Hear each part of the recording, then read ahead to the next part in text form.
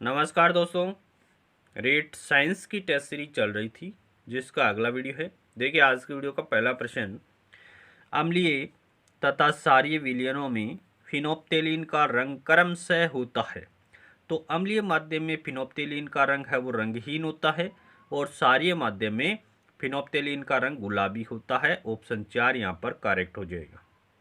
अगले प्रश्न की बात करें कि जब अम्ल तनुकृत होता है तो विलयन में हाइड्रोनियम आयन H3O+ आयन की सांद्रता में कमी होती जाती है। जब अम्ल को तनुकृत करते हैं तो हाइड्रोनियम आयन के विलयन में हाइड्रोनियम आयन की सांद्रता में कमी हो जाएगी। अगला प्रश्न देखिए, निम्नलिखित में से प्रमस्तिष्क से संबंधित नहीं है। यह मस्तिष्क का सबसे बड़ा भाग है, बिल्कुल सही है, लगभग 60% है। 60% नहीं है, ये 85% होता है। पहला ही ऑप्शन यहाँ पर सही नहीं है। यह मस्तिष्क का अग्र, शीर्ष और पार्श्व भाग बनाता है, बिल्कुल राइट है। इसमें दो भाग होते हैं जिन्हें प्रमस्तिष्क गोलार्ध कहा जाता है, ये भी राइट है। यह अग्र मस्तिष्क का हिस्सा होता है, ये भी राइट है। तो पहला ऑप्शन है वो गलत हो रहा है, जो कि इस प्रश्न का करेक्ट आंसर है। मस्तिष्क का सबसे बड़ा भाग होता है प्रमस्तिष्क, और प्रमस्तिष्क है वो कितना होता है, लगभग 85% होता है।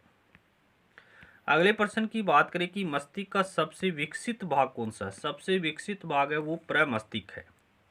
बुद्धिमत्ता, स्मृति, इच्छा शक्ति, ऐच्छिक क्रियाओं, ज्ञान, वाणी व चिंतन के अंदर स्थित होते हैं, प्रमस्तिष्क के अंदर स्थित होते हैं।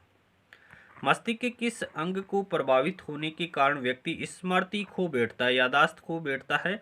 तो प्रमस्तिष्क के प्रभावित होने के कारण व्यक्ति है वो स्मृति खो बैठता है। अगले प्रश्न की बात कर लेते हैं कि केंद्रिका की खोज किसने की। फोंटाना ने की थी। गुणसूत्र की खोज किसने की, स्टार्सबर्गर के द्वारा की गई। और गुणसूत्र नाम किसने दिया, वाल्टेयर के द्वारा दिया गया है। गुणसूत्र किससे बना होता है, RNA plus DNA plus histone protein से निर्मित होता है। अगले प्रश्न की बात करें कि हीरे के पश्चात सबसे कठोर पदार्थ के रूप में प्रयुक्त होता है।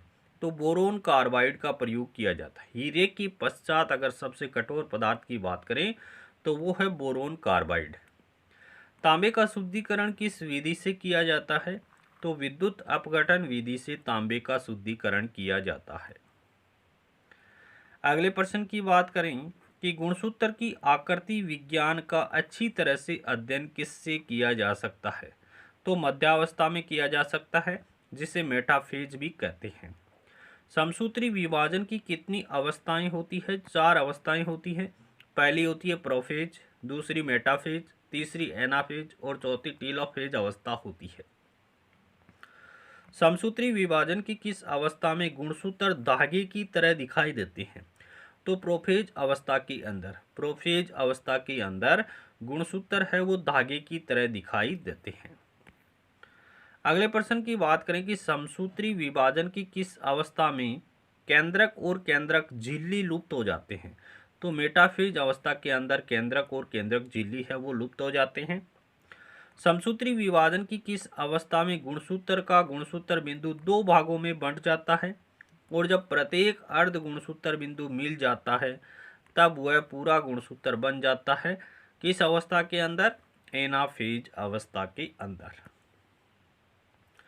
समसूत्री विभाजन की किस अवस्था में गुणसूत्र ध्रुवों पर पहुंच जाते हैं। गुणसूत्र ध्रुवों पर पहुंच जाते हैं किस अवस्था में, टीलोफेज अवस्था के अंदर। विटामिन बी 12 में कौन सी धातु उपस्थित होती है। तो कोबाल्ट धातु विटामिन बी 12 में पाई जाती है और इसका रासायनिक नाम होता है साइनोकोबाल्मिन। विटामिन बी 12 का रासायनिक नाम क्या होता है, साइनोकोबाल्मिन होता है। इसके अंदर कोबाल्ट धातु पाई जाती है। आर्सेनिक है एक, तो आर्सेनिक क्या है, उपधातु है। जर्कोनियम एवं सिलिकॉन है, तो ये अर्धचालक है, इनको सेमीकंडक्टर कहा जाता है। ये उपधातु है। जर्कोनियम सिलिकॉन क्या है, उपधातु है, और उपधातु होते हैं वो अर्धचालक होते हैं। अगले प्रश्न की बात करें कि कोबाल्ट 60 समस्थानिक का उपयोग किया जाता है। कैंसर की चिकित्सा में कोबाल्ट 60 के समस्थानिक का उपयोग किया जाता है। आर्सेनिक 76 समस्थानिक का उपयोग होता है। ट्यूमर की जांच में इसका उपयोग किया जाता है। किसका, आर्सेनिक 76 का उपयोग ट्यूमर की जांच में किया जाता है।